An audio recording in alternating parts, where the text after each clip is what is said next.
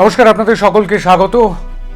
সাফ কথা অনুষ্ঠানে এই যে সময়টুকু, সেই সময়টুকুতে আমরা একটু বোঝার চেষ্টা করছি এই মুহূর্তের ঠিক পরিস্থিতিটা কি। কারণ আপনারা জানেন সকলেই যে ভোট এসেছে বঙ্গে, অর্থাৎ বাংলায় যে ভোটের দামামা, সেই দামামা বেজে গিয়েছে গত রবিবার ঘোষণা করা হয়েছে নির্বাচনের দিনক্ষণ ঘোষণার পরেই, অর্থাৎ নির্ঘণ্ট ঘোষণার পরেই 2 দফায় বঙ্গে ভোট হবে। সেই বিষয়টি ঘোষণার পর থেকেই একটা তোড়জোড় শুরু হয়ে গিয়েছে সমস্ত রাজনৈতিক দলের। কারণ তারা এতদিন বলা যেতে পারে যে স্পিড পান করছিলেন, দৌড়বেন তার আগে তারা একটুখানি নিজেকে ওয়ার্ম আপ করে রেডি করে নিচ্ছিলেন, তৈরি করে নিচ্ছিলেন। কিন্তু এইবারে দৌড়টা শুরু হয়ে গিয়েছে।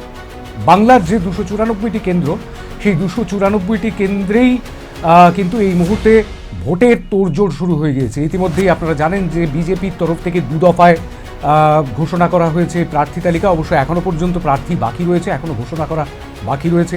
অন্যদিকে বামেদের তরফ থেকে, বামফ্রন্টের তরফ থেকেও 2 দফায় প্রার্থী ঘোষণা করা হয়েছে। মাঝখানে অবশ্য CPI-ML তারাও প্রার্থী ঘোষণা করে দিয়েছে। ওদিকে ISF প্রার্থী ঘোষণা করা বাকি রয়েছে। এখনও পর্যন্ত প্রার্থী ঘোষণা বাকি রয়েছে। অতএব পূর্ণাঙ্গ প্রার্থী তালিকা এই দুটি দলের এখনও পর্যন্ত পাওয়া যায়নি। কংগ্রেস এখনও পর্যন্ত কোনো প্রার্থী তালিকাই প্রকাশ করেনি। এখনও পর্যন্ত সবটাই কিন্তু রয়েছে হাইকমান্ডের ঘরে, এরকমটাই জানা যাচ্ছে। তবে কদফায় তারা প্রার্থী তালিকা প্রকাশ করেন সেদিকে নজর থাকবে। কিন্তু তৃণমূল কংগ্রেসের তরফ থেকে গত মঙ্গলবার, গত পরশুই 291 জনের নাম ঘোষণা হয়ে গিয়েছে। 3 জন প্রার্থী ঘোষণা করা হবে। অনিক থাপারা ঘোষণা করবেন এবং অনিক থাপাদের জিটিএর সেই দার্জিলিং, কার্শিয়াং, কালিম্পং তার প্রার্থী ঘোষণা করাটুকু বাকি। এই হচ্ছে এই মুহূর্তের পরিস্থিতি। কিন্তু সেই পরিস্থিতিতে কি হচ্ছে, গত রবিবার রাত থেকেই প্রশাসনিক রদবদল, ব্যাপক প্রশাসনিক রদবদল। আমার অন্তত এটি আমার সাংবাদিক জীবনের 6 নম্বর বিধানসভা নির্বাচন। সেই সম্পূর্ণ 6 নম্বর বিধানসভা নির্বাচনে এসে একটা নজিরবিহীন ঘটনা ঘটতে দেখলাম। সেটা হচ্ছে যে যেদিন ভোট ঘোষণা হলো সেদিন রাত্রেই মুখ্য সচিব এবং রাজ্যের স্বরাষ্ট্র সচিব দুজনই বদলে গেলেন। অর্থাৎ রাতেই জানতে পারা গেল এই দুটি অত্যন্ত গুরুত্বপূর্ণ প্রশাসনিক পদ, শীর্ষ পদ বলা যেতে পারে, সেই পদের ব্যক্তি দুজন বদলে অন্য দুজন এলেন। সোমবার সকাল থেকেই দেখতে পাওয়া গেল পরপর রদবদল। বুধবার পর্যন্ত সেই রদবদল চলেছে। বৃহস্পতিবার অর্থাৎ আজকেও কিন্তু তার অন্যথা নেই। সেক্ষেত্রে যে পুলিশ আধিকারিকদের বদল করা হয়েছিল 15 জন, তাদের মধ্যে 5 জনকে আবার রিইনস্টেট করা হলো, অর্থাৎ পুনর্বহাল করা হলো। তাদেরকে ভিন রাজ্যে যেতে হচ্ছে না পুলিশ পর্যবেক্ষক হিসেবে। এই যখন পরিস্থিতি, এই রকম একটি জটিল পরিস্থিতি, সেই জটিল পরিস্থিতিতে আমরা আলোচনা করতে বসেছি বঙ্গযুদ্ধ 2026 নিয়ে।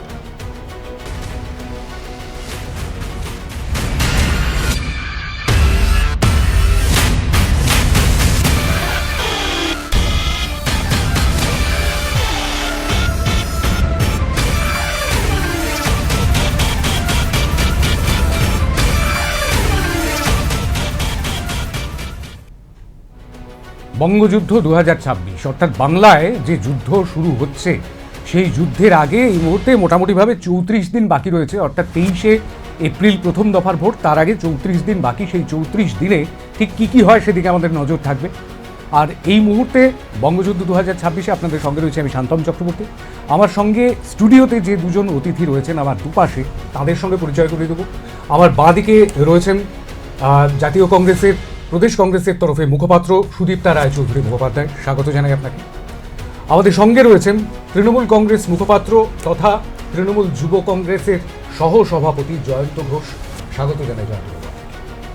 আর আমাদের সঙ্গে দূরসঞ্চারের মাধ্যমে জুড়েছেন বিজেপি মুখপাত্র, অনলাইনে রয়েছেন রুবি মণ্ডল, স্বাগত জানাই রুবিদি আপনাকে। অবশ্যই আমাদের 3 অতিথি এই মুহূর্তে, আমাদের এস্টিম গেস্ট, তাদের কাছে অবশ্যই যাব। একদম শুরুটাই করতে চাইছি এই জায়গা থেকে। শুরু করবো জয়ন্তবাবুকে দিয়ে। সেটা হচ্ছে যে এই মুহূর্তের যে পরিস্থিতি, সেই পরিস্থিতি ঠিক কি বুঝছেন? কারণ 294 আসনের যে যুদ্ধ, সেই যুদ্ধ ইতিমধ্যেই শুরু হয়ে গিয়েছে। সবকটি যুযুধান পক্ষ, অর্থাৎ সব রাজনৈতিক দলই এই মুহূর্তে তাদের ঘর গুছিয়ে নিয়েছে আগের থেকেই। এবার যুদ্ধে নামার পালা। ঠিক কি বুঝছেন একদম ছোট্ট করে প্রথমেই জানতে চাইব জয়ন্তবাবু। সকলকে নমস্কার। বাংলা জাগো চ্যানেলের পক্ষ থেকে যারা এই বাংলার কৃষ্টি সংস্কৃতি বাঁচানোর লড়াইতে আছেন, এই বাংলায় বহিঃশত্রুদের আক্রমণের হাত থেকে যারা প্রতি মুহূর্ত লড়াই করছেন এই বাংলাটাকে তার অখণ্ডতা বজায় রাখার জন্য। তাদের প্রত্যেককেই আমার নমস্কার, সালাম, শুভেচ্ছা এবং ভালোবাসা জানাই। দেখুন, এই মুহূর্তে দাঁড়িয়ে পশ্চিমবঙ্গের যে আপনাদের যে ট্যাগলাইন, যে নির্বাচনী 26-এর যে যুদ্ধ, এই যুদ্ধটা প্রান্তিক মানুষের যুদ্ধ। আমাদের যারা মেহনতি মানুষ আছেন, খেটে খাওয়া মানুষ আছেন, বেকার যুবক আছেন, সবার যুদ্ধ এটা। কেন এই যুদ্ধটা আমরা দেখলাম, আপনি একটু আগেই বলছিলেন যে আপনার সঞ্চালনা শুরু করার ইয়েতে যে আপনার দীর্ঘ অভিজ্ঞতার মধ্যে থেকে দেখেননি যে মধ্যরাত্রে নিঃশব্দে সরকারের উচ্চপদস্থ আধিকারিকরা বদলে যাচ্ছেন। অধিকার আছে জাতীয় কমিশনের বদল করার, কিন্তু তার একটা পদ্ধতিও আছে। এই নির্বাচনী সময়ে উচ্চ আধিকারিকদের পরিবর্তন করা বা তারপরে পুলিশ কমিশনার, এসপি থেকে শুরু করে সমস্ত আধিকারিকদের বদল, এটা নির্বাচন পরিচালনা নয়, এটা হচ্ছিল প্রশাসনিক আতঙ্ক একটা তৈরি করা, মানুষের ভেতরে একটা আতঙ্ক তৈরি করা। তৃণমূল কংগ্রেস তৈরি আছে, অসুবিধা নেই।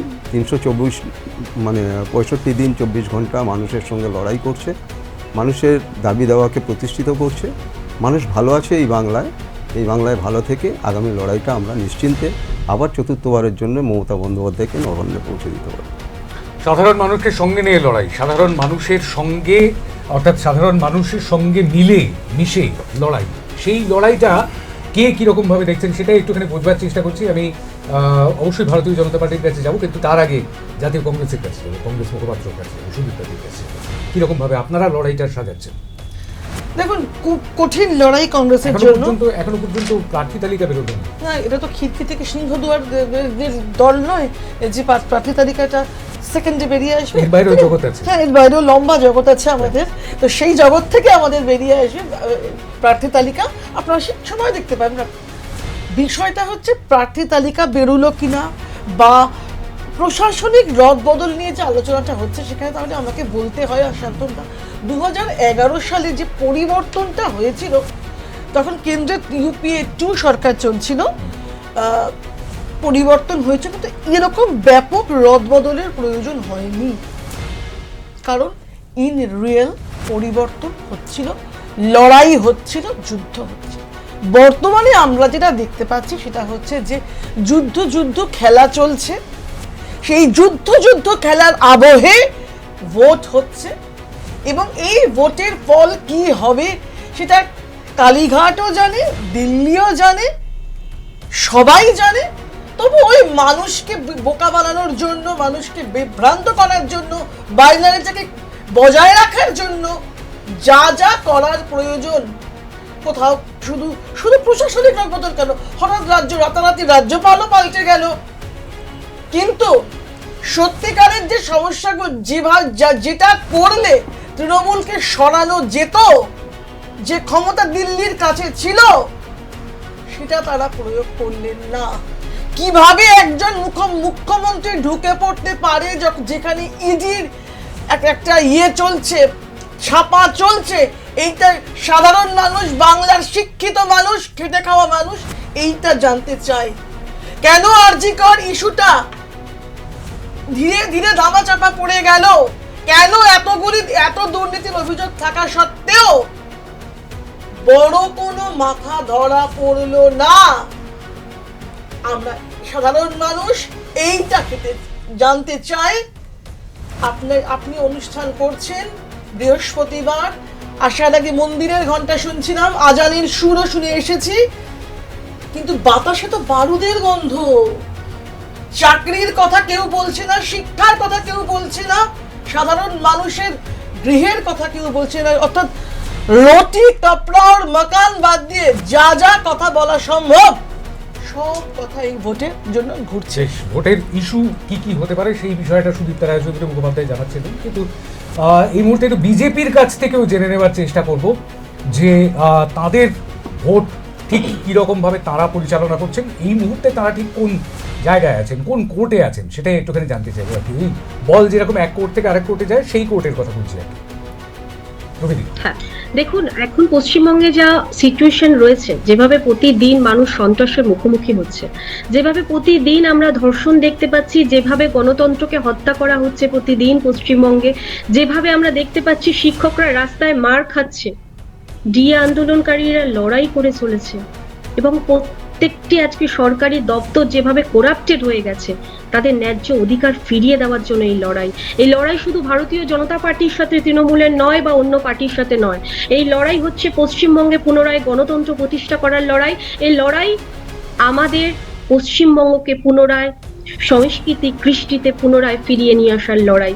দেখুন আজকে যে পশ্চিমবঙ্গে যে সিচুয়েশন হয়ে রয়েছে সেটা আমরা দেখতে পাচ্ছি, মমতা বন্দ্যোপাধ্যায় গণতন্ত্রকে রক্তাক্ত করে ফেলেছে। প্রতিনিয়ত আমরা দেখছি, ইনফ্যাক্ট তৃণমূলের লোকেরাই তৃণমূলদের খুন করছে।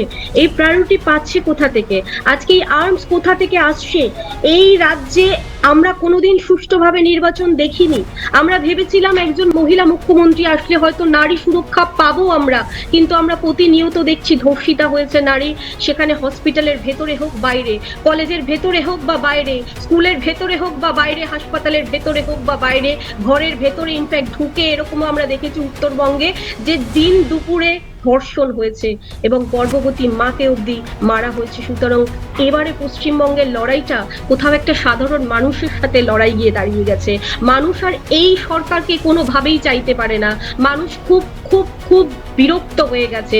এই সরকারের পক্ষ থেকে মানুষ পরিত্রাণ চায়। মানুষ চায় না এই সরকারকে, মানুষ বিকল্প ভাবছে। মানুষ এখন বিকল্প বলতে ভারতীয় জনতা পার্টির হাত শক্ত করার জন্যই এগোচ্ছে এবং ভারতীয় জনতা পার্টি যদি আসে সবাই জানে কিভাবে সুরক্ষিত থাকবে। কারণ ভারতীয় জনতা পার্টি যেই সব রাজ্যে রয়েছে আমরা দেখেছি সেখানে গণতন্ত্র যথেষ্ট সুষ্ঠু, সেখানে নির্বাচন একদম সঠিকভাবে হয়, সেখানে কোনো হত্যা হয় না, সেখানে কোনো সাম্প্রদায়িক দাঙ্গা হয় না, কোনো রকম ভাবে কোনো রকম অসুবিধা হয় না, সাধারণ মানুষ অনেক সুরক্ষিত। যে বিহারকে একটা সময় আমরা বলেছিলাম মানে দিন দুপুরে বেরোনোর সাহস ছিল না, সেই বিহারে আমরা দেখেছি যে মানুষ এখন রাত্রেবেলাও বেরোচ্ছে, নারীরা এখন রাত্রেবেলাও বেরোচ্ছে। এটাই হচ্ছে বিকাশ এবং পশ্চিমবঙ্গকেও এগিয়ে নিয়ে যেতে হবে। পশ্চিমবঙ্গকে আমরা যেভাবে দেখেছি যে বাজেটে যেভাবে রাখা হয়েছে, সেভাবে একটা জিনিস পরিষ্কার যে পশ্চিমবঙ্গকে নিয়ে ভারতীয় জনতা পার্টি ভাবছে এবং ভারতীয় জনতা পার্টি এগোচ্ছে।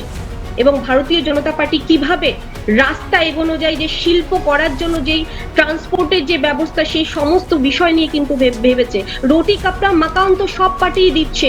দেখুন রুটি কাপড়া মাকান প্রধানমন্ত্রীর একদম একটা অন্যরকম ইচ্ছে, সেখানে শৌচালয় বাড়ি বাড়ি পৌঁছবে, বাড়ি মানে সবার আবাস যোজনার বাড়ি পাবে। যাহা সোচ বাহা শৌচালয়, তাই তো? হ্যাঁ বলেছিলেন, একটা খুব গুরুত্বপূর্ণ স্লোগান। আমি আসছি রবিদি আপনার কাছে আসছি অবশ্যই। কিন্তু আপনি একটা কথা বললেন, সেটা হচ্ছে যে অন্যান্য রাজ্যে তো কোথায় এত হানাহানি হয় না নির্বাচনের সময়। আমি আপনাকে একটা তথ্য একটুখানি দিয়ে রাখি, সেটা হচ্ছে নির্বাচনের সময় সবচেয়ে বেশি হানাহানি হয় যেখানে যে রাজ্যগুলোতে, সেই রাজ্যগুলোর মধ্যে 1, 2, 3-এর মধ্যে আর কি প্রথম 3টি রাজ্যের মধ্যে রয়েছে, একটি বিহার, অন্যটি ঝাড়খণ্ড।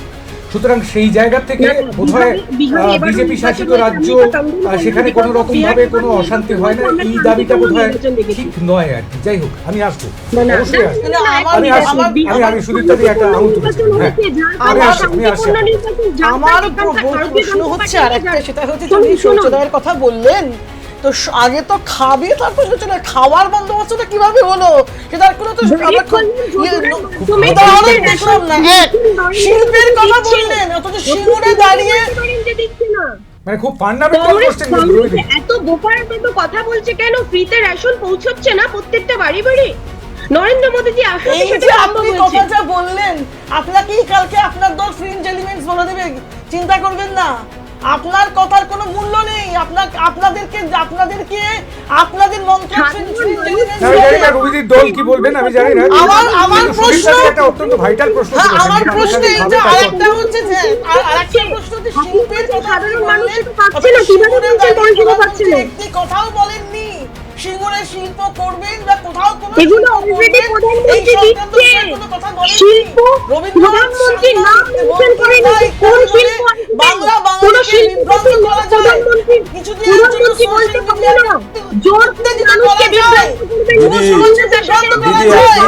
আপনি বাঙালি মহিলা, দিদি আপনি আমাদের বাংলারই মহিলা, আপনাকে শ্রদ্ধা করি। সেই একখানা বাংলার মহিলা মন্ত্রী শশী পাজা কিভাবে আক্রমণ করলেন সেদিনকে। ব্রিগেডের নামে একটা ব্রিগেড সভা করে সুরার বোতল হাতে ব্যাগে ঢুকিয়ে ইট পাটকেলগুলোকে ছুড়লেন বাড়িতে। বাংলার ভোটের কথা বলছেন, একটার পর একটা মনীষীকে কিভাবে আক্রমণ করেছেন আপনাদের রাষ্ট্রনায়ক নরেন্দ্র মোদী সাহিত্য সম্রাট বঙ্কিমচন্দ্র চট্টোপাধ্যায়কে বলছে বঙ্কিম দা, চায়ের দোকানে রিয়ার বন্ধু, চায়ের দোকানে রিয়ার বন্ধু। আপনি রানী রাসমণিকে বলছেন রসমণি, বাংলার কৃষ্টি সংস্কৃতি শেখাচ্ছেন। হ্যাঁ, আপনার ইন্দার সিং পারমার কি বলেছিলেন মধ্যপ্রদেশের শিক্ষামন্ত্রী? রাজা রামমোহন রায়কে বলছেন ভুয়ো সংস্কারক, ব্রিটিশের দালাল। আপনি বাংলায় শুরু করছেন, বাংলায় শেষ করছেন একটা ফ্রন্ট রিডার দিয়ে ভাষণ, সেই ভাষণটা পড়ে বাংলার সাহিত্য আওড়ে আপনি বলছেন বাংলাকে দখল করবেন। হয় সেটা হচ্ছে যে কাজী নজরুল ইসলামের ভোট আসছে, ভোট হবে। আপনি 2,00,000 কোটি টাকা দিলেন না, 187,000 কোটি টাকা দেখিয়ে আপনি গাজর দেখাচ্ছেন, গাজর দেখাচ্ছেন পশ্চিমবঙ্গতে। বলছেন ঘর ঘর তিরঙ্গা, প্রান্তিক মানুষের মাথার ছাদটা নেই। 100 দিনের কাজের টাকাটা আটকে দিলেন আপনাদের মন্ত্রী, পেছনের দরজা দিয়ে পালিয়ে গেল গিরিরাজ সিং। তার মানে আমি যাচ্ছি, আসছি, জয় বাবু। এই টাকাটা তো আটকেই রেখেছে। আপনি তো এখান থেকে 18 খানা সাংসদ ছিল, বাংলার জন্য কেন লড়াই করলেন না? বাংলার প্রান্তিক মানুষের ছাদটা কেড়ে নিলেন কেন? এখন 6 জন কমে গিয়েছে, ওই জন্য লড়াইটা বোধহয় একটু কেন ঝাঁঝটা কেড়ে পড়ে গিয়েছে। নিলেন? আমি আসছি, 18 থেকে 12-তে নেমে গিয়েছেন, কিন্তু এই মুহূর্তে আমি একটা কথা বলতে চাইছি, একদম সামনে ভোট তো রবিদি, সেই জায়গা থেকে দুদিক দিয়ে প্রশ্ন উঠছে। একদিকে কংগ্রেসের থেকে প্রশ্ন উঠছে যে মানুষ খাবে কি। গোটা ভারতবর্ষের ছবিটা দেখবেন আপনি, শুধুমাত্র আপনার বাড়ির পাশের মানুষটা খেতে পাচ্ছে বলে গোটা ভারতবর্ষের সমস্ত মানুষ খেতে পাচ্ছে, এই সহজ সমীকরণটা বোধহয় ঠিক নয়, 1 নম্বর। 2 নম্বর হচ্ছে বাংলার যে বকেয়াগুলো রয়েছে, অর্থাৎ বাংলা যে বঞ্চিত হচ্ছে, সেই দাবিটা বারংবার উঠেছে। 2 লক্ষ কোটি টাকার একটা বিশাল অ্যামাউন্ট বাকি রয়েছে, তার থেকে কিছু কিছু দেওয়া হচ্ছে, সামান্য কয়েকটা টাকা হয়তো দেওয়া হচ্ছে, কিন্তু সেটাকেই বেশি করে প্রচারে আনা হচ্ছে। বারবার এই দাবিটা উঠছে, দাবিগুলো উঠছে। সুপ্রিম কোর্টের এগুলোর- আদেশে এগুলোর- এগুলোর জবাবটা কি বাংলার মানুষ চাইবে? আরে এই জবাবটা একটু বাংলার মানুষকে কতবার লাইনে দাঁড় আমি- করিয়েছে? জবাবটা একটু রবি মণ্ডলের কাছ থেকে নিন। রবি মণ্ডল। প্রধানমন্ত্রী গরিব কল্যাণ যোজনার মাধ্যমে ফ্রিতে রেশন দিচ্ছে, সেখানে চাল ডাল সমস্ত কিছু ফ্রিতে পাওয়া আচ্ছা, যাচ্ছে। দিচ্ছে। মানুষ খাবে কি বলছিলেন না, সেই ব্যবস্থা করে দিয়েছে। মাথার উপর ছাদের জন্য আবাস যোজনার ব্যবস্থা করে দিয়েছে, বাড়ি বাড়ি টাকাটা জলের ব্যবস্থা কোথায়? করে দিয়েছে। আর টাকাটা এই যে বলছেন কোথায়? না বকেয়া টাকা, টাকাটা বকেয়া টাকাটা কোথায়? কারা আপনার চুরি মানসিক করেছে? বিকারগ্রস্ত পাঁচশো বিরোধী জন দলনেতা কয়েকটা একটা টাকা জয় করে গেছে। একটা কথা একটু মনে করে দিই। কোথায় টাকা? আপনি এই বিষয়ে যে টাকা চুরি হয়েছে আপনার দাবি, সেই চোরদেরকে আপনি জেলে রাখেননি কেন? কোন কোম্পানি কোথায় প্রমাণ করতে পারলেন? বারণ করে দিয়েছে RSS এর গুন্ডা বলে? প্রমাণ কেন কোথায়? রাখেননি কোথায়? জেলে? কোথায়? তাহলে কি রবিদি, আমি একদম পরিষ্কার একটা কোশ্চেন করব। মানুষকে সেটা ভুলিয়ে দিয়েছেন। রবিদি, আপনারা কথা বলছেন। রবিদি, দোষারোপ আছে, হ্যাঁ, দেখুন। কিন্তু সেটা রবিদি 1 মিনিট, দোষারোপ আছে কিন্তু সেটা প্রমাণ করতে পারছেন না। তাহলে দোষারোপটা কেন? শুধুমাত্র ভোটের কথা ভেবেই কি? আমি একদম আপনার কাছ থেকে পার্টিকুলারলি এই প্রশ্নটা জানতে চাইছি। দেখুন, এখানে দোষারোপের কোনো জায়গা নেই। এই যে ইউটিলাইজেশন সার্টিফিকেট দেয়নি, বারবার কেন্দ্র থেকে চেয়েছে। এবং একটা জিনিস আপনাদেরকে কোথায় বারবার দিস্তা বুঝতে দিস্তা হবে, কাগজ নিয়ে যাওয়া হয়েছিল দিল্লিতে? দিল্লিতে দিস্তা দিস্তা কাগজ নিয়ে যাওয়া হয়েছিল। আপনার হাতে তো ক্ষমতা, বেশ। চোররা রবি মণ্ডলের উত্তরটা শুনুন। ছিল। আর ইউটিলাইজেশন সার্টিফিকেটটা নিয়ে যেতে পারেননি। বাবারে বাবা, কেন আপনি সার্টিফিকেটটা নিয়ে যেতে পারেননি? আপনাদের দিস্তা দিস্তা লিস্ট কেউ দেখতে চায়নি। ভয় পেয়ে তো পেছন দরজা দিয়ে পালিয়ে গিয়েছিলেন মন্ত্রী। মন্ত্রী পালিয়ে গিয়েছিলেন আর আপনাদের লেঠেলদের নামিয়ে দিয়েছিলেন ওখানে। একটু আগে বলছিলেন না যে নারীরা সুরক্ষিত নয়? আপনার কুলদীপ সিং সেঙ্গার ব্রিজভূষণ সিংকে কি ভাইফোঁটা দেন? হ্যাঁ, দিল্লির বুকে বসে, উত্তরপ্রদেশের বুকে বসে কি ভাইফোঁটা দেন আপনি কুলদীপ সিং সেঙ্গার আর ব্রিজভূষণ সিংকে? হ্যাঁ, মনে আছে?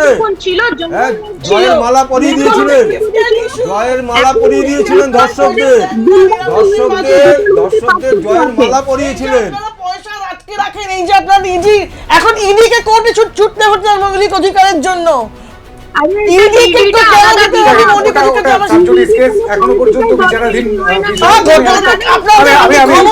আমি বুঝতে পেরেছি। এটা একটা ভোটের issue। তারও আগে আমার প্রশ্ন হচ্ছে শান্তনুদা, ভোটটা কাকে নিয়ে হবে? প্রতিষ্ঠিত ভাবে হয়েছে আপনি জানেন? দেবী, আপনি বাজে কথা প্রশ্ন করে আপনি তার উত্তর দিন। ভারতীয় জনতা পার্টি, ইডি ছবি আর ভারতীয় জনতা পার্টি। বেশ, ভোটটা কাকে নিয়ে হবে বলছেন? আপনার সরকারের হাতে ওটা। আপনি করেন না, আরে আপনি করেন না, আমার সেটা আপনার সরকারটা কার? আমার সরকার তো না, আপনার সরকার। আমাদের সবার সরকার, ভারত সরকার, তাই না? হ্যাঁ, সরকার। ভারত সরকার, ভারত হ্যাঁ, সরকার। ঠিক আছে, আমারও সুতরাং সরকার, আমরা এই কিন্তু সরকার আপনার সম্পর্কে দলের সরকার তো উনি। সরকার সম্পর্কে তো প্রশ্ন তুলবো আমরা, তাই না? আমাদের আমার তারও আগে আমি রুবিদি আসছি, আমি আসছি। সুদীপ্তাদি, রুবিদি, জয়ন্তবাবু, আমি সবাইকে একটু থামাচ্ছি।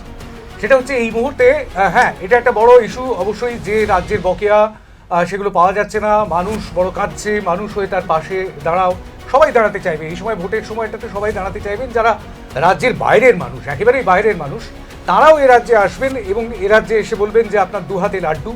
তো সেই দু হাতে লাড্ডুর কথাটা আমরা সেই 2014 থেকে শুনে আসছি, কিন্তু এখনো পর্যন্ত কিন্তু কেন্দ্রের বঞ্চনার যে কোট আনকোট বিষয়টা, সেই কেন্দ্রের বঞ্চনাটা কিন্তু এখনো পর্যন্ত চলেছে। আমি আসবো, 43 বছরের গল্প, আমি আসবো, আপনার কাছে আসবো।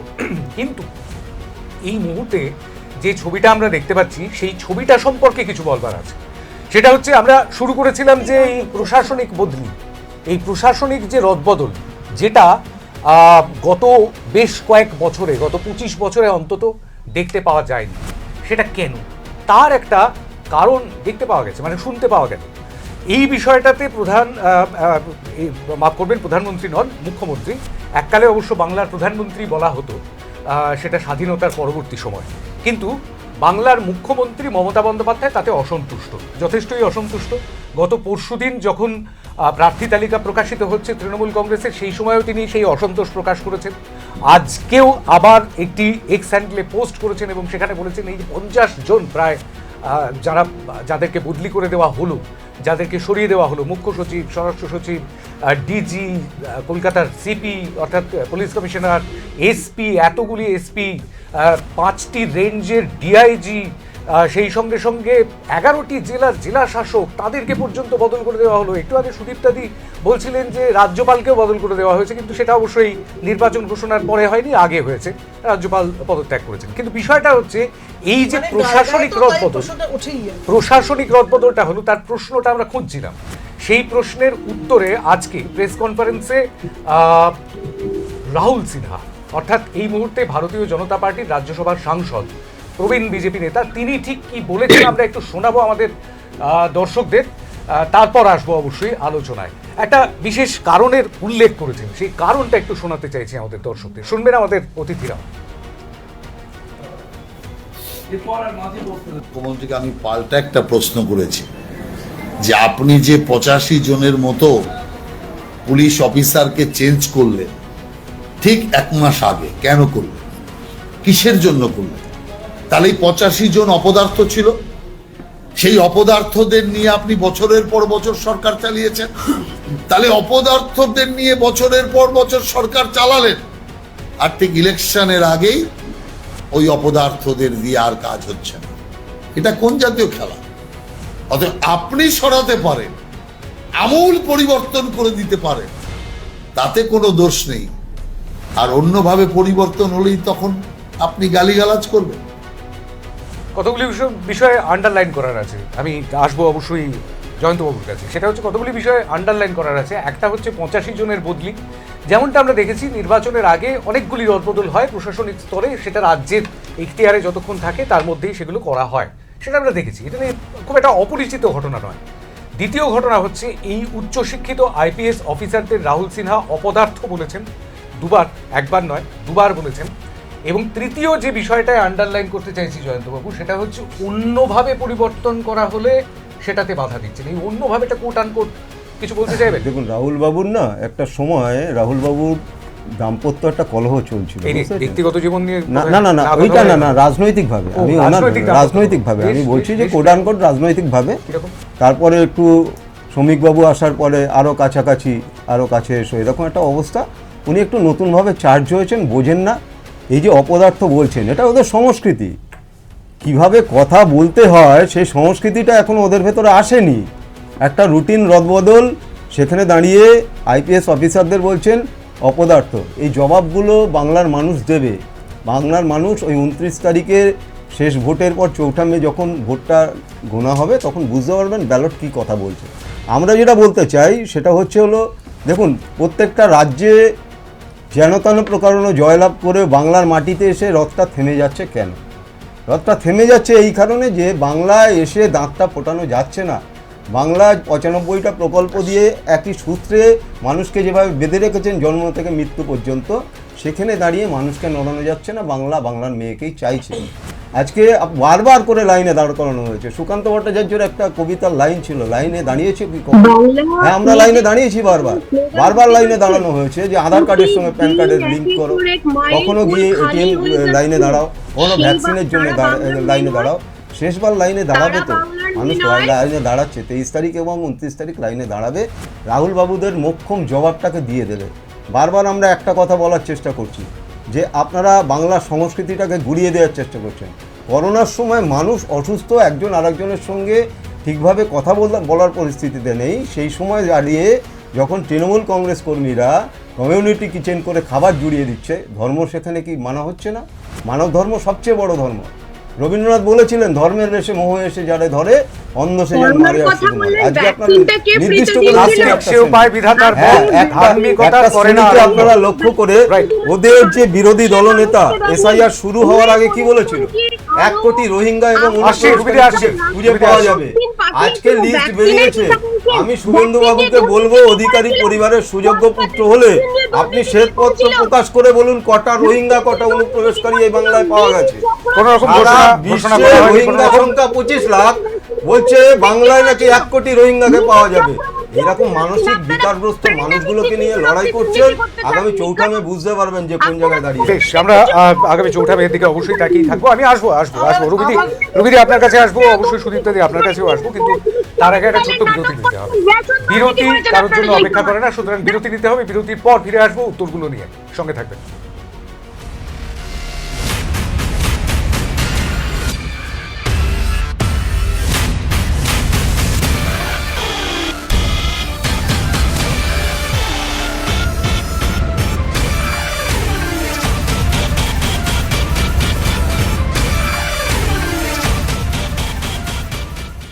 বিরতির পর ফিরে এলাম বঙ্গযুদ্ধ 2026 নিয়ে। 2026-এর এই বিধানসভা নির্বাচন সত্যি এবার সরগরম হয়ে উঠেছে।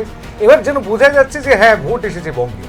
আর সেই বঙ্গযুদ্ধ 2026-এর আলোচনায় আজকে আমরা পেয়েছি 3 অতিথিকে, যারা দুজন আমাদের স্টুডিওতেই রয়েছেন তৃণমূল কংগ্রেস মুখপাত্র জয়ন্ত ঘোষ, রয়েছেন কংগ্রেস মুখপাত্র সুদীপ্তা রায়চৌধুরী মুখোপাধ্যায়, এবং আমাদের সঙ্গে দূরসঞ্চারের মাধ্যমে অনলাইনে জুড়েছেন বিজেপি মুখপাত্র রুবি মণ্ডল।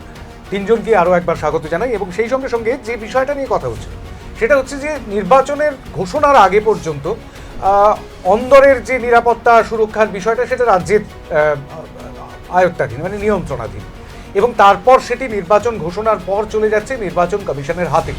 সেই সময়, অর্থাৎ তার আগে বদল অদল করতেই পারেন রাজ্য সরকার, রাজ্য প্রশাসন, আর নির্বাচনের ঘোষণার পরে নির্বাচন কমিশন সেটার বদল অদল করতেই পারেন, অর্থাৎ রদবদল করতেই পারেন। কিন্তু এরকম ব্যাপক আকারে সেটাই কিন্তু বেশ খানিকটা অবাক হয়ে যাওয়ার মতন ঘটনা। আর তার পরিপ্রেক্ষিতে মুখ্যমন্ত্রী অসন্তুষ্ট হয়েছেন। তিনি গত পরশুদিন বলেওছেন, আজকে এক্স হ্যান্ডেলেও পোস্ট করেছেন, এবং সেটা অনেকটা যেন অঘোষিত জরুরি অবস্থার মতো বলে জানিয়েছেন মুখ্যমন্ত্রী মমতা বন্দ্যোপাধ্যায়। তার পরিপ্রেক্ষিতে রাহুল সিনহা বলছেন যে আপনি করলে দোষ নেই, আমরা করলেই দোষ। না, আমরা করলেন বলেননি অবশ্য, তিনি বলেছেন যে অন্যভাবে এটা হলেই সেটা দোষের হয়ে যায়। কেন? আমি সুদীপ্তা রায়চৌধুরী মুখোপাধ্যায়ের যে প্রশ্নটা, সেই প্রশ্নটা বা উত্তরটা সেটা পেন্ডিং রেখে গিয়েছিলাম। বিরতির পর ফিরে এসে ওটাই নেব প্রথমে।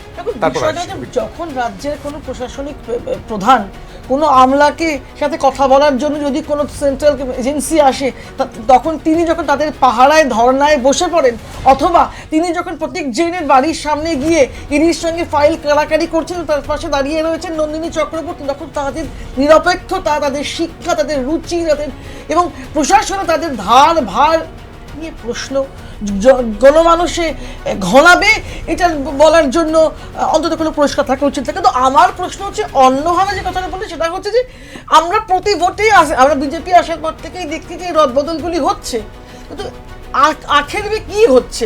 আখেরের ফলটা হচ্ছে কি চামচিকি নানা ফিকির।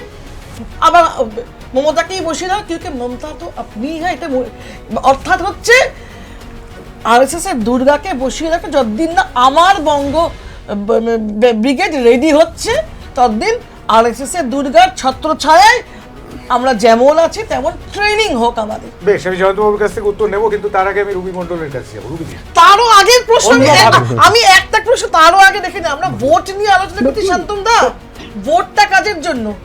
স্বামী লোকেশ্বরানন্দ জি লিখেছিলেন ভক্তের ভগবান, আর সংবিধান বলে ভোটারের অধিকার এবং মানুষের অধিকারের জন্য ভোট। যদি মানুষের নামই বাদ চলে গেল, গণতন্ত্রের উৎসব, এই কারণেই তো বলি। সেটাই মানুষের যদি নামই বাদছে, যে মানুষের নাম বাদ দিয়ে মানুষকে ভোটের বাইরে রেখে এ কেমন ভোট? না, আগামীকালই সাপ্লিমেন্টারি তালিকা বেরোচ্ছে, সুতরাং এই বিষয়টা আমি বলবো না। এটা 21 লক্ষ নাম হয়েছে, এটা 21 লক্ষ নিষ্পত্তি হয়েছে, 39 লক্ষ কি হবে? কোর্টের নজরে রয়েছে এই মুহূর্তে, দেখতে হবে, সেদিকে তাকিয়ে তারপরে আমরা বলবো, মানে সেই সাপ্লিমেন্টারি তালিকা প্রকাশের পর। রুবিদি, অন্যভাবে এটা কি? দেখুন, হ্যাঁ দেখুন, রদবদল হয়েছে, তার পেছনে ইলেকশন কমিশন কি কারণ রেখেছে সেটাও আপনাকে বুঝতে হবে। কারণ পরিষ্কারভাবে ইলেকশন কমিশন কিন্তু একটা কথা আমাদেরকে বার্তা দিয়েছে যে ভোট সুষ্ঠুভাবে হবে, সাধারণ মানুষ তার গণতান্ত্রিক অধিকার সঠিকভাবে সুষ্ঠুভাবে দিতে যেতে পারবে, প্রয়োগ করতে পারবে। সুতরাং এই জিনিসটা কিন্তু তাকে মাথায় রাখতে হবে। এবং আমরা যেটা দেখেছি, এই নন্দিনী চক্রবর্তীকে ইসিকে যখন বদলি করাতে বলা হয়েছিল, বিডিওর এগেনস্টে যখন স্টেপ নিতে বলা হয়েছিল, কিছু করেননি। সুতরাং উনি পার্টিকুলারলি কোনো এক ব্যক্তি মিন্স মমতা বন্দ্যোপাধ্যায়ের কথা শুনে শুধুমাত্র চলছে, একদম কাঠের পুতুলের মতো চলছে। উনি কিন্তু সাধারণ মানুষের কথা ভাবেনি। এবং আমরা দেখেছি এই যে এই প্রত্যেকটি সময় আমরা দেখেছি যে কিভাবে সন্ত্রাস হচ্ছে জায়গায় জায়গায়, সেখানেও কিন্তু কোনো কিছু সুষ্ঠুভাবে নেই। পশ্চিমবঙ্গে প্রতিনিয়ত খুন হচ্ছে, পশ্চিমবঙ্গে রুবির মতো জায়গায়, কলকাতার একদম বেসে, সেখানে দিন দুপুরে খুন হয়ে যাচ্ছে, গুলি মারছে। এই জিনিস আমরা দেখছি, পশ্চিমবঙ্গের বিভিন্ন জায়গায় সন্ত্রাস হচ্ছে। সুতরাং একটা সুষ্ঠুভাবে নির্বাচন করার জন্য যদি নির্বাচন কমিশন কোনো স্টেপ নেওয়া হয়, নিয়ে থাকে, সেটাকে আমরা স্বাগতম জানাই। আমরা অবশ্যই স্বাগত জানাবো যদি সুষ্ঠুভাবে নির্বাচনটা হয়, যদি একেবারে সন্ত্রাস মুক্তভাবে নির্বাচন কারণ মুখ্য সচিব, স্বরাষ্ট্র সচিব থেকে শুরু করে এসপি পর্যন্ত এই যে বিশাল লম্বা একটা লাইন, সেই লাইনে যারা দাঁড়িয়ে রয়েছেন অত্যন্ত উচ্চশিক্ষিত। অবশ্য রাহুল সিনহা তাদেরকে অপদার্থ বলছেন, কোট আন কোট, আমরা সেটা একটু আগে শোনালাম। কিন্তু বিষয়টা হচ্ছে যে সুষ্ঠুভাবে যদি হয়, আজকে হাড়োয়াতে একজন তৃণমূল সমর্থক, তার তৃণমূল কর্মী, তিনি সক্রিয় কর্মী ছিলেন, তার দুটো হাত কেটে নেওয়া হয়েছে, তার মৃতদেহ আজকে পাওয়া গিয়েছে হাড়োয়া থেকে।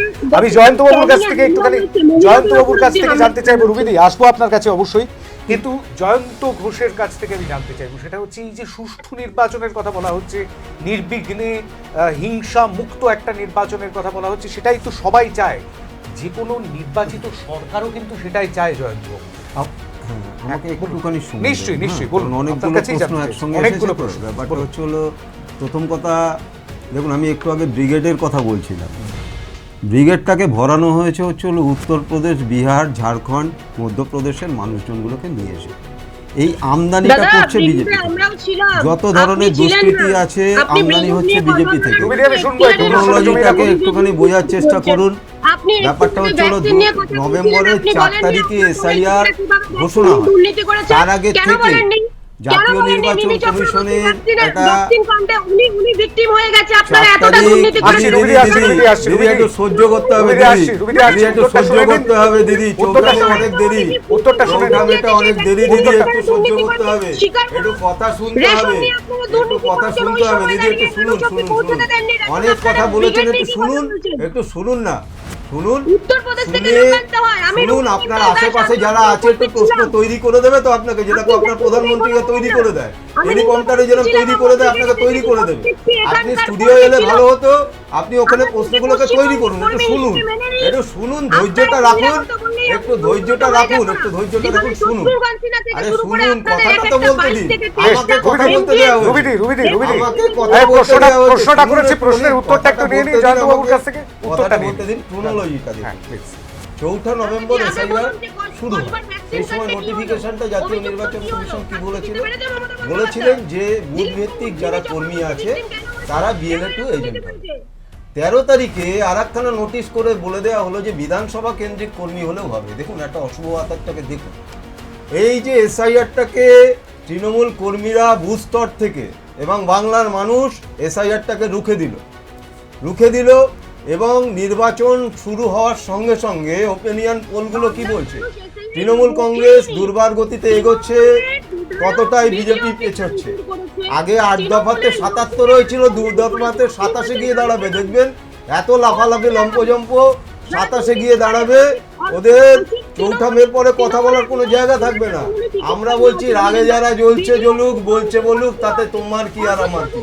আমাদের সঙ্গে বাংলার মানুষ আছেন, 10.5 কোটি মানুষ আছেন, তার আশীর্বাদ আছে। আপনি যতই সংস্কৃতির আওড়ান না কেন, আপনার প্রধানমন্ত্রীকে টেলিপ্রম্পটারে বাংলা দিয়ে শুরু করে ভাষণ বাংলায় শেষ করে, আর এই বাংলা থেকে যখন বাইরে বাঙালিরা যাচ্ছে তাদের ওপর আচার আচরণ আপনারা যা করছেন বাংলার মানুষ দেখছে।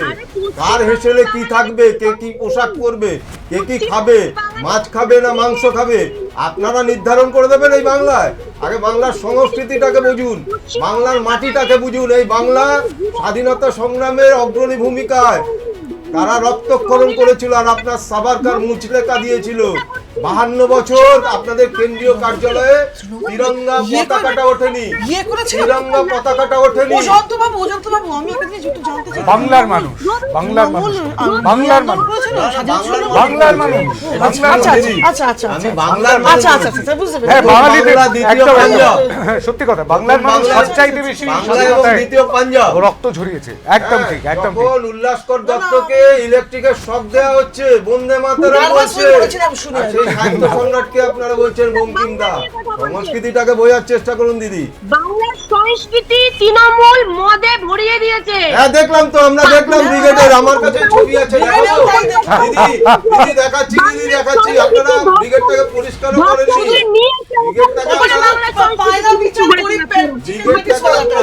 বেশ আমি আসি। আমি পরস্পর দোষারোপের মধ্যে কি রাজ্যের মানুষ সবচাইতে বেশি ক্ষতিগ্রস্ত হবে? এটা বোধহয় একটা বড় প্রশ্ন। একটু ক্যামেরাটা জুম করতে হবে। সৌমেন একটু ক্যামেরাটা জুম করো। একটা ছবি দেখাতে চাইছেন জয়ন্ত বাবু। বসুন, আপনি বসুন, ক্যামেরাটা জুম করো। আসছে দিদি, দেখুন, আপনি ভালোভাবে দেখুন। এটা নরেন্দ্র মোদীর ব্রিগেড বলছিলেন না? নরেন্দ্র মোদীর ব্রিগেড এটা। ব্র্যান্ডগুলো দেখা যাচ্ছে। না, এভাবে দেখানো যাবে না। দিদি দেখুন, দেখানো যাবে না। ব্র্যান্ডগুলো দেখানো যাচ্ছে। ব্র্যান্ডগুলো দেখানো যাবে না। ব্র্যান্ডগুলো দেখাতে পারবো না আমরা। ব্র্যান্ড দেখাতে পারবো না, তার কারণ এটা একেবারে শীর্ষ আদালতের বারণ আছে, আমরা দেখাতে পারি না। কলকাতা যুব মোর্চার সে রেলিং ধরে শুয়ে পড়ে রয়েছে, ব্রিগেড করছেন, ছবিগুলো সব আছে, তারা ব্রিগেড করেছেন, প্রচুর মানুষ আছে, একটা চিকেন প্যাটিস বিক্রি করেছিল, লক্ষ্যকণ্ঠে গীতা পাঠ, তার অবস্থা কি করেছিলেন আপনারা? চিকেন প্যাটিস, একটা চিকেন আমি ঠিক এই জায়গাটাই আমি বুঝতে পারছি না। কারণ এক মিনিট রুবিদি, এক মিনিট, একটা গুরুত্বপূর্ণ প্রশ্ন। কেন তারা হিন্দু বলে মা কালীকে প্রিজন ভ্যানে তুলে দিচ্ছেন? এটা আপনারা সংস্কৃতি আপনি তো দেখাচ্ছেন। শ্রীরামচন্দ্রকে ভোট বাক্সে টানছেন, চেন দিয়ে টানছেন, শ্রীরামচন্দ্রের পেটেন্ট নিয়ে নিয়েছেন, অকাল বোধনের মতো আপনি তো রামচন্দ্র তৈরি না হতে গিয়ে মন্দির তৈরি করে দিলেন, আগে উদ্বোধন হয়ে গেল। আমরা তো জানতাম পুরোহিত করে, প্রধানমন্ত্রীকে রামচন্দ্রের উদ্বোধন করছেন, সনাতনী শিক্ষা দিচ্ছেন আমাদের, মনুবাদী শিক্ষাতে রবীন্দ্রনাথ বাইরে বেরিয়ে যাচ্ছে, আর আপনার হচ্ছে রামদেব আর হচ্ছে যোগী আদিত্যনাথ ঢুকে যাচ্ছে বইতে। তার মানে প্রশ্নটা হচ্ছে বাঙালির সেন্টিমেন্ট, আর বাঙালি ঢুকে যাচ্ছে। একটা মনরেগা প্রকল্প, তার থেকে মহাত্মাকে সরিয়ে দিলেন। হ্যাঁ, সেটা অবশ্য সরিয়ে দিলেন, যেদিনকে বাদ দেওয়া হয়েছে সেদিনকে জয়ন্তবাবু সরিয়ে দিলেন। কারণ এই মহাত্মা নামটা রবীন্দ্রনাথ দিয়েছিলেন 1915 সালে শান্তিনিকেতনে। পড়ুন। আমি সুদীপ্তাদির কাছে। এক মিনিট দাদা, আর তার চশমাটাকে ধার করেছিলেন স্বচ্ছ ভারত অভিযান। এক চোখে স্বচ্ছ আর এক চোখে ভারত, একটা চাপলে আর একটা দেখা যেত না, একটা চোখ চাপলে দেখা যেত না। জয়ন্তবাবু, এটা অস্বীকার করবার উপায় নেই। এখনো পর্যন্ত টাকা থেকে মহাত্মা গান্ধীর মুখটাকে সরাননি আর কি বর্তমানে। যাই হোক, ওটা সবচেয়ে গুরুত্বপূর্ণ, সবচেয়ে গুরুত্বপূর্ণ। আমি একটু সুদীপ্তাদের কাছে আসবো। বাঙালির সেন্টিমেন্ট। এক মিনিট, খরচটা বলবেন একটুখানি, রুবিদি উনি কি কি খান, কি কি করেন বলবেন একটু চুপ করাচ্ছি। আমি সুদীপ্তাদের কাছে আসবো। সেটা হচ্ছে বাঙালির সেন্টিমেন্ট, একটা অত্যন্ত গুরুত্বপূর্ণ বিষয়। আর সেই গুরুত্বপূর্ণ বিষয়টা রুবিদি, এক মিনিট, সেটা হচ্ছে বাঙালির সেন্টিমেন্ট একটা অত্যন্ত গুরুত্বপূর্ণ বিষয়, এবং সেই বাঙালির সেন্টিমেন্টটা কোথাও না কোথাও আহত হয়েছে বিভিন্ন ঘটনায়। আহত হয়েছে, কোথাও বঙ্কিমচন্দ্র চট্টোপাধ্যায়, ঋষি বঙ্কিমের নামকে বিকৃত করা, কোথাও বা রবীন্দ্রনাথ ঠাকুরের মতন একজন বিবেকানন্দকেও মানুষ, ছাড়েনি। স্বামীজি, বন্দে স্বামী বিবেকানন্দ, যার মাতরমে নামটাই আমরা বলতে গিয়ে বন্দে কিরকম যেন মাতরম লাগে, মনে হয় স্বামীজি। জ্বলন জাগে। তো এই সমস্ত মানুষগুলোর নাম, মানুষগুলোর বিষয়ে রবিজি একটু প্রশ্নটা করে নি প্লিজ, প্রশ্নটা করে নি একটু প্রিফিক্স। আমাকে বলছে আমার নাম সুদীপ্তা, বিশ্বাস করুন সত্যি প্রিয়কুমার উত্তর হলে হবে না, আমার নাম লিস্টিতে আছে, প্রিয়কুমার উত্তর হলে হবে না। আমি একটু শুনুন না, আমি একটু প্রশ্ন শোনার ধৈর্য ধরুন, মজা লাগবে। এই ভালো বাঙালি লাগবে, বাঙালির বলবে। সেন্টিমেন্টটা, বাঙালির সেন্টিমেন্ট আমি খুব ছোট্ট করে জানতে চাইবো, কারণ তারপরে আরেকটা বিষয়ের দিকে নজর রাখতে হবে। সেটা হচ্ছে যে এই বাঙালির সেন্টিমেন্টটা, যেটা নিয়ে এতক্ষণ আমরা দেখলাম যে তৃণমূল কংগ্রেস এবং ভারতীয় জনতা পার্টি তারা লড়াই করছেন, এই বাঙালির সেন্টিমেন্টটাকে আপনারা কি রকম ভাবে দেখছেন? কারণ বাঙালির সঙ্গে কিন্তু সেদিনও আপনারা ছিলেন স্বাধীনতার যুদ্ধের সময়। দেখুন, চিরদিন কংগ্রেস কংগ্রেসের নীতি হচ্ছে রাজ্যে রাজ্যে, প্রতি রাজ্যে তার সংস্কৃতি, তার খাদ্যাভাস, তার সাহিত্যাভাসকে তাদের মতো করে পালিত হতে দেওয়ার জন্য। কেরলের সঙ্গে বাংলাকে মেলাবেন না তো? অবশ্যই মেলাবেন না। নিশ্চয়ই মেলাবো না। অসমের সাথে পুদুচেরিকে মেলাবেন না। নিশ্চয়ই মেলানো যায় না। আবার সবাইকে নিয়েই যে বিকশিত ভারত, যে প্রস্ফুটিত ভারত, যে ভারত পৃথিবীর কাছে গিয়েছিল পরমাণু চুক্তির ইয়ে নিয়ে, একটা দেশ যার একটা সেপ্টেম্বর তৈরি হতো, সেখান থেকে পরমাণু চুক্তি অবধি যখন গিয়েছিল, ইসরায়েলে গিয়ে মিটিংটা আমি করিনি, আমার সরকার নয়। আমি ওনার কথা বলছি। আমি তো বলতে দিলেন না, আমি বলিনি, আমি বলিনি, ওদের তো কাজের শেষ নেই ভাই, আমি বলিনি। এই ভারতকেই আমরা চেয়েছিলাম, এই বাংলায় দুর্গাপুজো হবে, আমরা বলবো আগে কি সুন্দর দিন কাটাইতাম। তার পরিবর্তে এই যে রামনবমী, একদিন আরেকটা মুখ্যমন্ত্রী নিজে বলছে আমি কিন্তু অমুক সম্প্রদায়কে লেলিয়ে দিই, কোচ আনকোচ। এইটা তো বাংলার সংস্কৃতি ছিল না। তাই আমি আমার একটা বক্তব্য শুধু বলে যাচ্ছি, না বলে আমি আমার এই মুহূর্তে বক্তব্য শেষ করছি, আর মনে হয় সময়ও নেই। বাংলা যদি বিজেপির নয়, বাংলা তবে দিদির হোক। রদবদল তো আইওয়াস, এরা দুজনেই আরএসএস, দুটো দলই আরএসএস এর লোক। এটা তো প্রমাণ সাপেক্ষ একটা বিষয়, দোষারোপ করতে খুব সোজা, কিন্তু প্রমাণ করাটা খুব কঠিন। যাই হোক, আমি সেই প্রমাণের মধ্যে যাব না। লড়াইয়ের অ্যাম্পল সুযোগ আছে। একটা হাই ভোল্টেজ, জিনে নয়, এক মিনিট মাথা কবে বেশ আমি হাই ভোল্টেজ একটা কেন্দ্রের দিকে নজর রাখি। আজকে সেই কেন্দ্রটা একটু ফোকাসে এসেছে।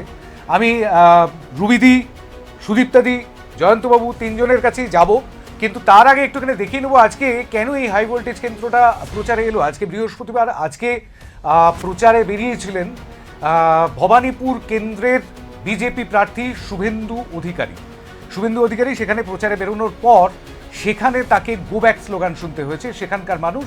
সেখানে অবশ্য তৃণমূল কংগ্রেসের দেওয়াল লিখন চলছিল, এরকমটাই জানা যাচ্ছে। ঠিক সেই সময় সেখানে গিয়ে তারা জয় শ্রীরাম স্লোগান দেন এবং জয় বাংলা স্লোগান পাল্টা শুনতে হয়, এবং তারপর ভবানীপুর থানায় চলে যান রাজ্যের বিরোধী দলনেতা শুভেন্দু অধিকারী, এবং সেখানে গিয়ে, অবশ্য এখন বিরোধী দলনেতা না বলে বলা উচিত ভবানীপুর কেন্দ্রের বিজেপি প্রার্থী, তিনি ভবানীপুর থানায় গিয়ে অভিযোগ দায়ের করেন এবং পুলিশকে হুমকিও দেন। ঠিক কি বলেছেন তিনি ক্যামেরার সামনে, তার অংশবিশেষ আমরা একটু শোনাবো আমাদের দর্শকদের, তারপর আসি আলোচনা।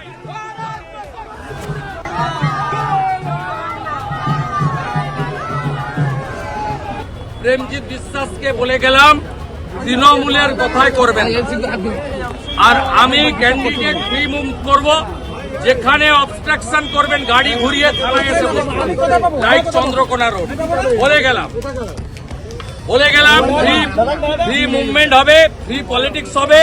উনারা ওনার কথা বলবেন, আমি আমার কথা বলবো, পাবলিক যেটা অ্যাকসেপ্ট করবে ইটস ফাইনাল। যেন চন্দ্রকোনার মতন, মানে লাইক চন্দ্রকোনা রোড যেটা বললেন শুভেন্দুবাবু, সেই চন্দ্রকোনার মতোই যেখানে তাকে আটকানো হবে সেখান থেকে তিনি গাড়ি ঘুরিয়ে আসবেন থানায়। ভবানীপুরে এসে ভবানীপুরের যিনি দায়িত্বপ্রাপ্ত আধিকারিক থানার, তাকে বলেছেন যে চমকাবেন না। তো এই যেখানে পরিস্থিতি, তাতে বেশ খানিকটা সরগরম তো বটেই বিধানসভার নির্বাচন, ভবানীপুর বলে কথা। আর ভবানীপুরে দাঁড়াচ্ছেন উল্টো দিকে মমতা বন্দ্যোপাধ্যায়, অর্থাৎ তৃণমূল সুপ্রিমো, এবং এই মুহূর্তে রাজ্যের মুখ্যমন্ত্রী। সেখানে একটা স্লোগান এই মুহূর্তে কিন্তু উঠে আসছে। আজকে একটা অত্যন্ত গুরুত্বপূর্ণ বৈঠক ছিল সেখানে, এবং সেই বৈঠকে সুব্রত বক্সী, ফিরহাদ হাকিম সহ অন্যান্যরা উপস্থিত ছিলেন।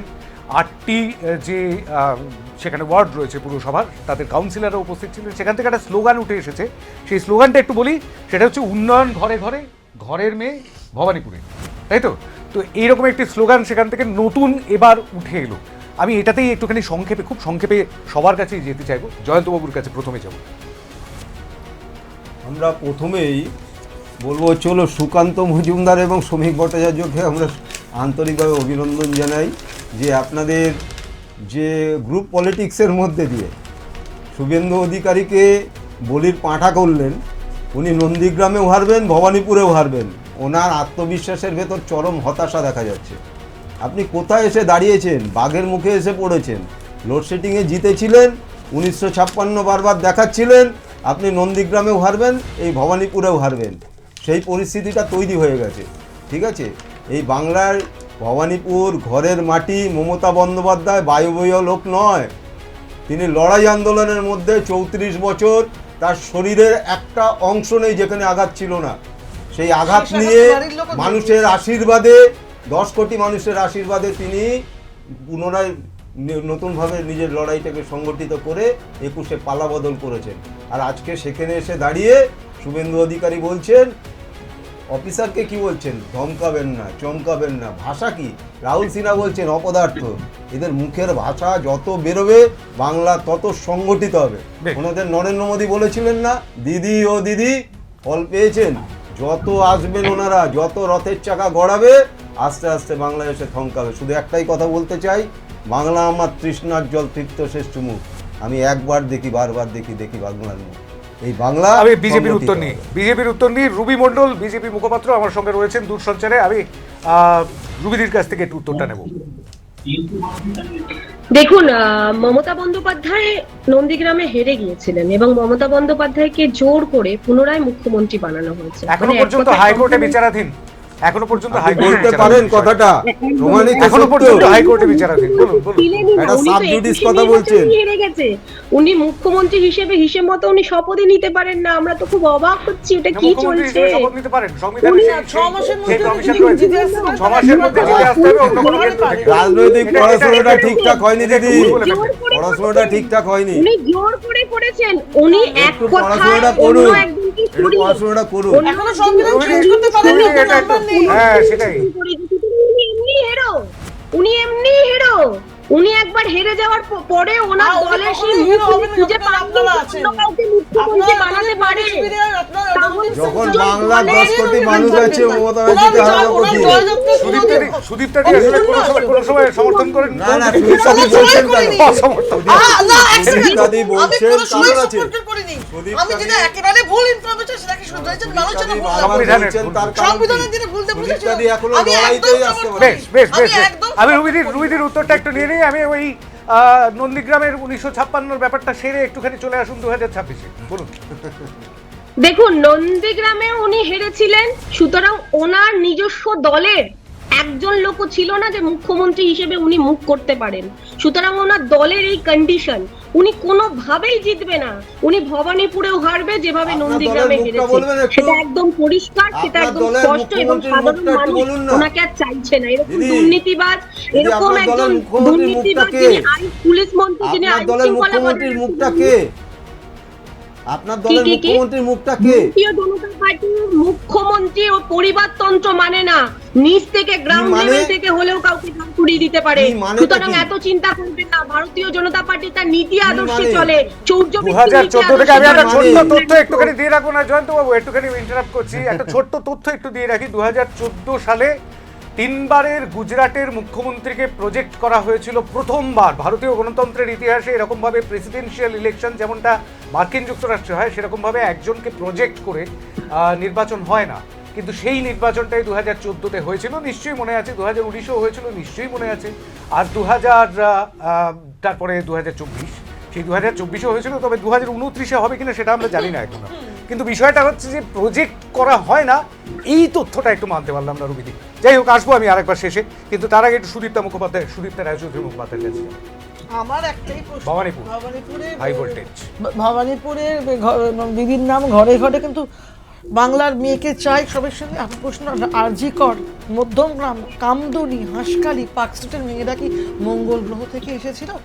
মুখ্যমন্ত্রী কি বলতে পারেন প্রশাসনিক দপ্তর ঘরে থেকে যে প্রেগনেন্ট কিনা দেখতে হবে? আমার এই প্রশ্ন রইল। এবং মানুষ, বাংলার মানুষ ভোট আসছে, কে ভোটার হবেন, কে ভোটার দিতে পারবেন আমি জানি না, বা যিনি ভোট দেবেন তিনিও মানে ভোট প্রার্থী তারও কি অবস্থান সেটাও আজও এই মুহূর্তে পরিষ্কার নয়। তবে বাইনারিটা বড্ড বেশি চোখে লাগছে। অ্যাম্পল সুযোগ থাকা সত্ত্বেও দিল্লির সরকার কেন এই সরকারকে, এই মুখ্যমন্ত্রী বা তার দলেরকে গর্হিত শাস্তি দিল না, প্রতিটি ক্ষেত্রে কেন ছাড় দিয়ে দিল, এটা এই জানার আগ্রহ নিয়ে আমার ভোটের ময়দানে কংগ্রেস নামতে চলেছে। রুবি মণ্ডল উত্তর দেবেন কি? কপিল সিব্বলের মতো লোকেরা যখন মুখ্যমন্ত্রীর হয়ে কোর্টে মুভ করছে, তখন এই প্রশ্ন কংগ্রেসকে আমাদের করা উচিত।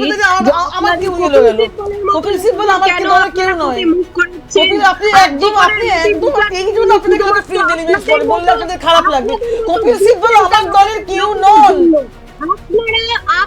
আপনাদের দলের কেউ নেই। কপিল সিব্বল কিছুদিন আগেই কংগ্রেসের সাথে যখন ছিলেন তখন ছিলেন, তাহলে তো বলতে আপনি যখন প্রধান মুখ করছেন তিনি কিছুদিন আগেই আসলে রুবিদি এখন আপনার দলে আছে তো নাকি আপনি এখন ভূপেন রাজনৈতিক ময়দানে রাজনৈতিক পরিচয় বারে বারে বলতে যায়, ওটা খুব পরিচিত একটা ব্যাপার। পাশাপাশি বসে বসে নাচানাচি করছেন আর এভিডেন্স বেশ বেশ বেশ বেশ বেশ আমাকে শেষ করতে হবে আলোচনা। আমি একটুখানি জয়ন্ত বাবুর কাছে আসি। সেটা হচ্ছে একটা অভিযোগ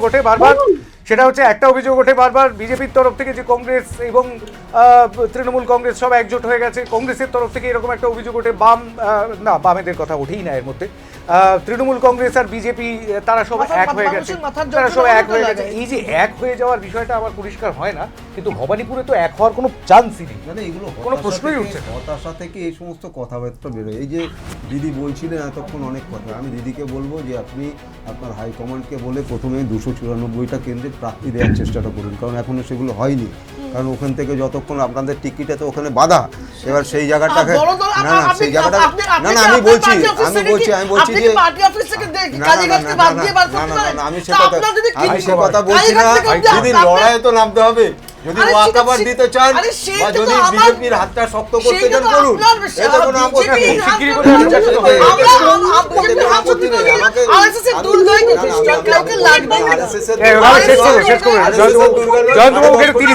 দুর্গা যে প্রত্যেকের মুখে আলোকে নিয়ে আসে, শুধু শিক্ষা দেয় না, ন্যায্য শিক্ষা দেয় না, সরকারি স্কুলগুলিকে একদম ভাতা দেয়, সমস্ত কিছু সম্মানের রোজগার দেয় না, ভাতা কাকাও দিতে হয়। যেখানে সংস্থা ভাতা সবচেয়ে বেশি ভাতা রাজ্য আছে তারা কি ভাতা দিয়েছে? আরে বিজেপি বিহারের নির্বাচনের আগে মহিলাদের অ্যাকাউন্টে 10,000 টাকা ঢুকিয়েছিল আবার ইএমআই। বেশ বেশ বেশ বেশ বেশ বেশ বেশ এই উত্তেজনা কিন্তু থাকবে, এই উত্তেজনা বর্তমান থাকবে, এই উত্তেজনা বর্তমান থাকবে বঙ্গযুদ্ধ 2026-এ। তার কারণ সামনে মে মাসের 4 তারিখ বোঝা যাবে যে কারা এলেন, কে এলেন, কাদের জনতা নিয়ে এলো ক্ষমতায়, সেই উত্তরটা মিলে যাবে মে মাসের 4 তারিখে। তার আগে বঙ্গযুদ্ধ 2026, আজকে বঙ্গযুদ্ধ 2026-এর আলোচনা শেষ করতে হবে। আমি ধন্যবাদ জানাই জয়ন্ত ঘোষকে, ধন্যবাদ জানাই সুদীপ্তা রায়চৌধুরী মুখোপাধ্যায়কে, ধন্যবাদ জানাই রুবি মণ্ডলকে। ঠিক এই জায়গা থেকে, অর্থাৎ এই উত্তেজনার পারদ যেখানে প্রচণ্ড চড়া, সেই চড়া উত্তেজনার পারদের মধ্যে বাংলার মানুষ কি ভাবছেন তার উত্তরটা তাঁরা দেবেন 23 তারিখ এবং 29 তারিখ সামনের মাসে, এপ্রিল মাসে। আর আমরা উত্তরটা পাবো মে মাসের 4 তারিখ। ততক্ষণ পর্যন্ত সকলে ভালো থাকবেন। বঙ্গযুদ্ধ 2026 এই পর্যন্ত। সাফ কথায় নমস্কার।